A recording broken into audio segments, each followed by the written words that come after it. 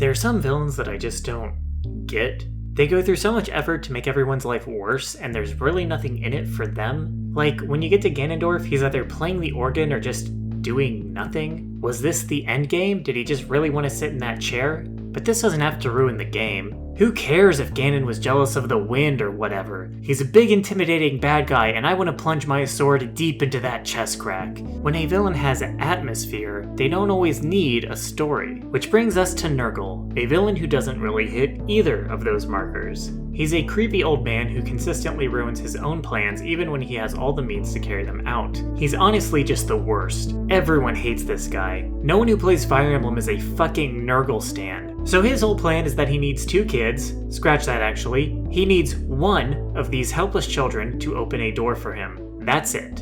And from the outset of the game, he already has both of them locked in his dungeon for the better part of a year. Now, in fairness, he can't have them open it right away because they need to build up their strength, so all he has to do is keep them locked up. But they escape. Then he gets them back. And then they escape again. Mind you, we're not talking about escaping from a building. He has them imprisoned on a deserted island and he still can't keep a hold of them. So what's the deal here? Why does he need these kids? Why are they the only ones who can open this door? Why does he want to get in that door? I'll just spoil that one for you right now. He wants to kill dragons. There are dragons in there.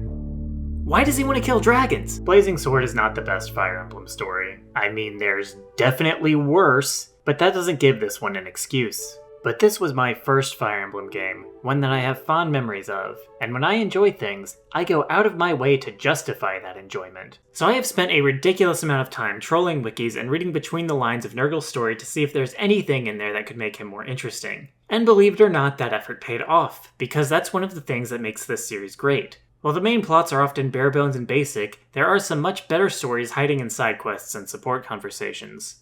The shocking reveal beneath Nergal's turban isn't that he has a gross eye, it's that his character arc exposes fascinating truths about what drives a man to madness.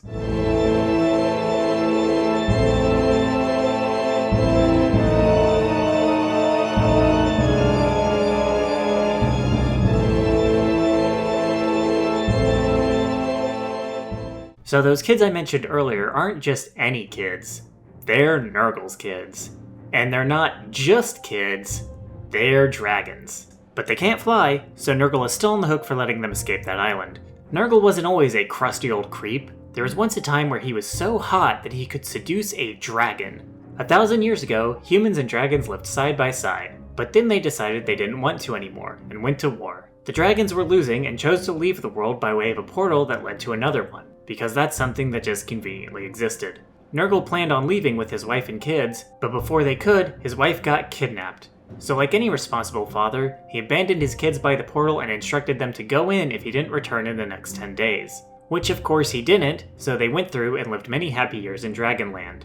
As for Nergal, we have no idea what happened to him for the next 500 years, but eventually he found a village full of dragons that had secretly stayed behind. His wife wasn't there, but he did meet Athos, an immortal, all-powerful sage who helped end the war against the dragons. The two became best friends, and for a while everything was going great. That all changed when Nergal's magic studies led him to discover quintessence, energy that can be extracted from living beings. The only way to collect quintessence is to end life holding it. The stronger the life form, the more power you can gain from it. The dragons demanded Nergal stop the experiments, but he refused. So Athos hurled a fireball in his eye and banished him from the town. Sporting a spiffy new turban, Nergal ran off to a deserted island. He continued to collect quintessence and soon became powerful enough to create artificial life forms called morphs. Nergal had his morphs infiltrate various kingdoms and goad them into war. This allowed him to gather quintessence from all the warriors killed in battle. And while that helped him get even more powerful, it still wasn't enough. He soon realized that the only way to become truly all-powerful was to take quintessence from a dragon. The dragon village was still guarded by Athos, so his only choice was to open the portal to Dragonland.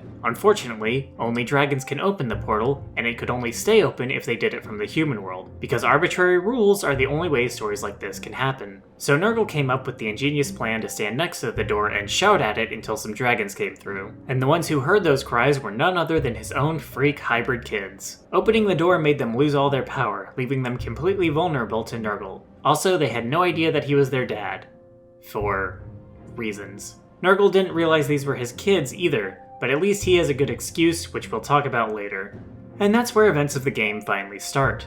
Nergal has everything he needs to complete his plan, and there's nothing that can stop him except his own incompetence. So what's the point here? How does he go from looking for his wife to killing dragons in order to turn himself into a god? For those answers, we'll have to take a closer look at the morphs.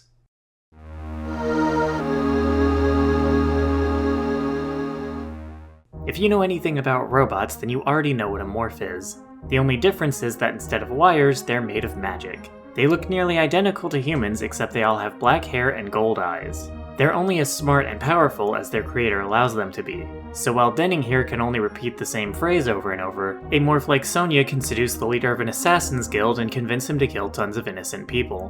When I was a kid, I always thought they were brainwashing him or something, but nope, turns out he was just super horny. Although they do try to claim that he was suspicious of her from day one, even though he let her bark out orders without a word of protest. Just more of that super great blazing sword writing. Anyway, while morphs may not be the most original idea, it is interesting to think about why Nergal created them. After 500 years of crippling loneliness, Nergal was finally building a new life in the Dragon Village, but he was willing to give all that up to pursue quintessence, and, by extension, the ability to create morphs. It took him a long time to fully understand what his morphs were capable of. In the beginning, they were just empty husks that could only perform basic tasks, but eventually, he was able to create more lifelike versions. After 251 creations, he finally made one with the ability to feel emotions, Kishuna. Realizing the significance of what he's accomplished, Nergal wonders if these powers have made him into a god or something else entirely. This is a pretty interesting moment in Nergal's life that is unfortunately botched by a terrible presentation. Kishuna is infamous for being one of the most disappointing secrets of the game. He only shows up in some extremely hard to unlock side quests, and your only reward for completing all of them is one additional line from Nergal that was mistranslated in the Western release. Learning that Kishuna was the first morph with emotions isn't even all that interesting. There's nothing about him that indicates he has feelings. We have no choice but to just accept whatever they tell us, since they refuse to show us anything. They might as well have told me he's an elephant. It's just as believable. Nonetheless, these hidden chapters suggest that the writers had something in mind for Nergal's backstory, and Kishuna is an important part of the puzzle. It's possible that the reason Nergal was interested in morphs was because he wanted to resurrect his wife. Now, if you've played the game, you might think that's ridiculous. It's blatantly clear that Nergal doesn't give a shit about his creations. Although they all have an innate desire to please him, he will leave them to die without a second thought.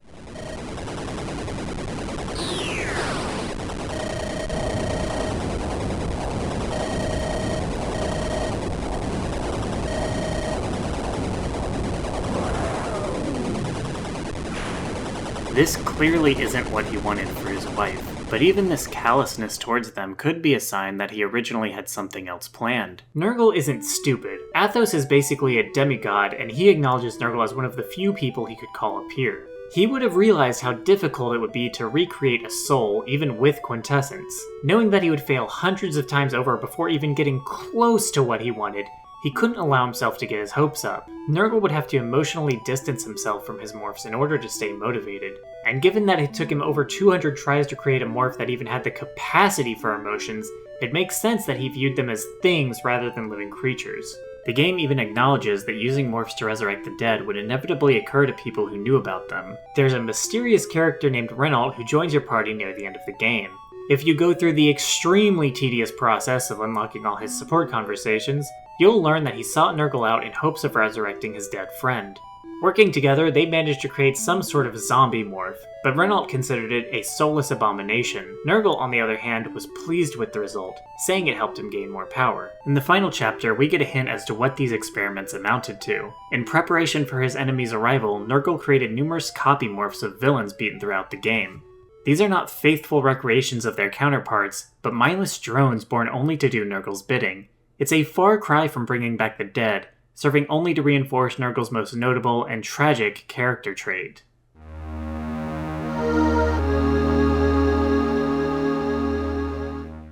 If you're really up on your blazing sword lore, you might think this entire video is a waste of time.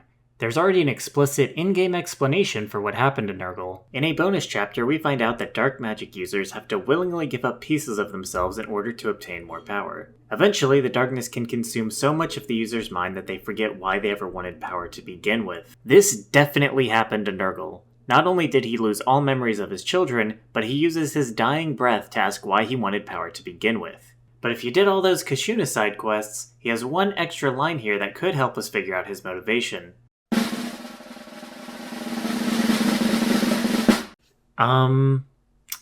That doesn't seem right. Yeah, as if this story wasn't confusing enough, the translators didn't realize Anir was the name of Nergal's wife and mistranslated this word as quintessence. So thanks for that, guys. In any case, this is a pretty big hint that his wife's death played a role in his quest for power.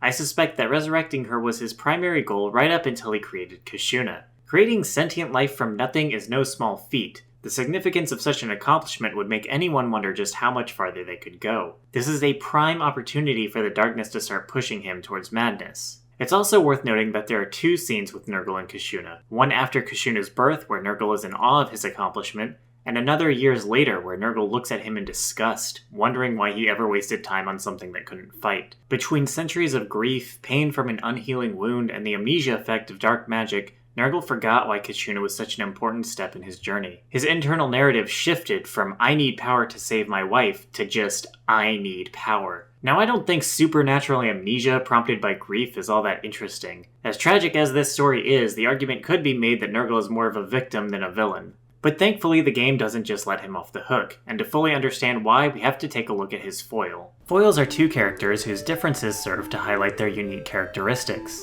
For example, Superman is an alien, humble, and wants to live peacefully with people, whereas Lex Luthor is human, narcissistic, and obsessed with being acknowledged as mankind's true hero. Observing this contrast helps us better understand the personalities, motivations, and mores of each character without having it told to us. Nergal has a foil and blazing sword, but it's not a very obvious one. Athos seems like the obvious choice at first, but this doesn't really work. The conflict between them isn't all that interesting, and Athos isn't so much a character as he is a means to move the plot along. None of the protags really fit the bill either. Like many Fire Emblem games, their character development primarily stems from war and how they respond to it. But there is another character who mastered dark magic and lost their mind to it just like Nergal. However, for them, the outcome was drastically different. Bramimond is a legendary hero who fought in the Scouring with Athos. His specialty was dark magic, and he willingly sacrificed his identity in order to master it.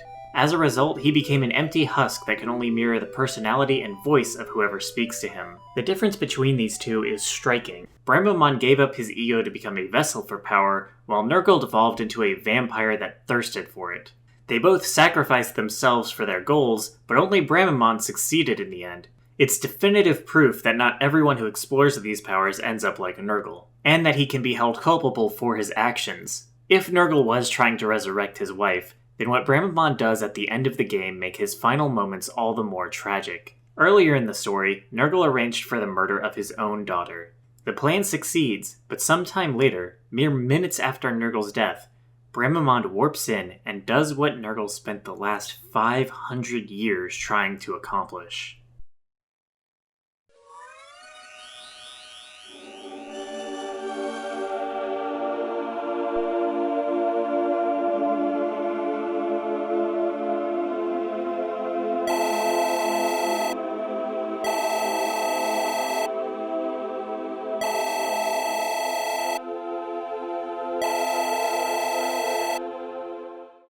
It's a sad, miserable end for Nergal. Driven by a desire to reunite his family, he lost his mind to ambition and only managed to further destroy it. He spends his last moments surrounded by corpses of mindless imitation morphs. A grim reminder that despite all the power he accumulated, this was all it ever amounted to. What would he have thought if he had seen someone so effortlessly do what he destroyed his life trying to accomplish?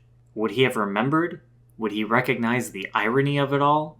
No one else would. For them, this was just a miserable series of events caused by a power-hungry fool.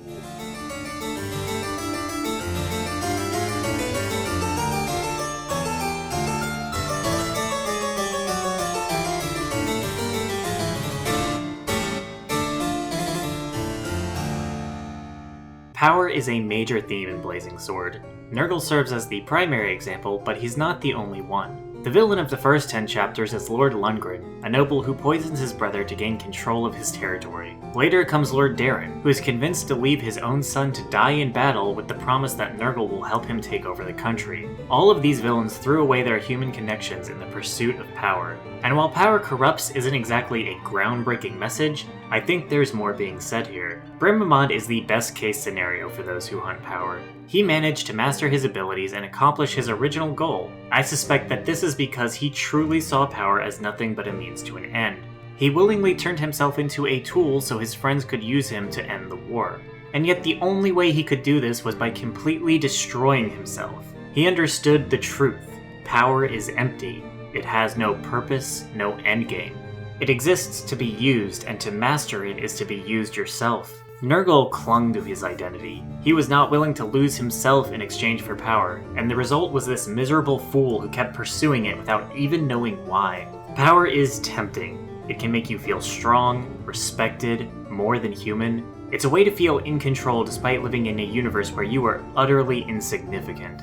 Maybe Nergal never wanted to resurrect his wife. Maybe all he wanted was to get so strong that he'd never feel like a victim again. And thinking about his arc this way helps me see those villains I talked about earlier in a new light. Maybe getting to sit in that chair really is what drives Ganondorf, because it makes him feel invincible. The irony of it is that even when these villains win, they lose. They think themselves in control, but in actuality they're nothing but slaves to their desires, willing to sacrifice everything for something that ultimately amounts to nothing.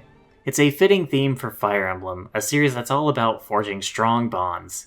These games aren't the journey of one hero who becomes strong enough to overcome any obstacle.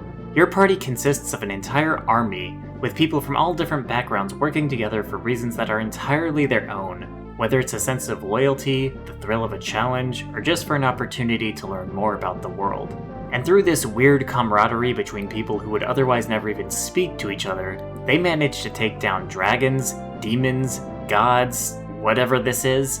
These powerful entities fall before the combined might of people working together. And I know I'm giving the series too much credit here, because ultimately most of the games center around restoring monarchies. But still, I like that this is a series where everyone on the team is there on their own terms, and that simple willingness to cooperate creates something that can take the world in a totally new direction. So let me know if this video helped you see Nergal in a new light. And if not, then screw you! Leave a comment now and we will fight about it later. And if you got something useful out of this and think others could too, leave a like and consider subscribing. Sharing this video is also a big help to me. Thanks to my patrons who are a constant reminder that my anxiety is a liar and these videos aren't as bad as I think they are, and thanks to you for watching. See you around.